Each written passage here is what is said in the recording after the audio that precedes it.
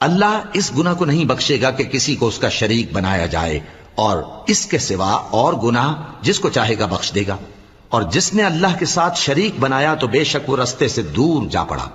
ये लोग अल्लाह के सिवा जो परस्तिश करते हैं तो कुछ देवियों की, और पुकारते भी हैं तो शैतान सरकशी को, जिस पर अल्लाह ने लानत की है।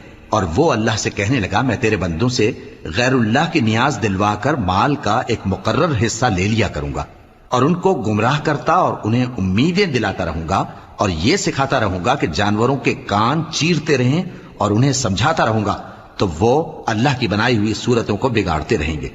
और जिस शख्स ने अल्लाह को छोड़कर शैतान को दोस्त बनाया, वो साफ साफ घाटे में रहा।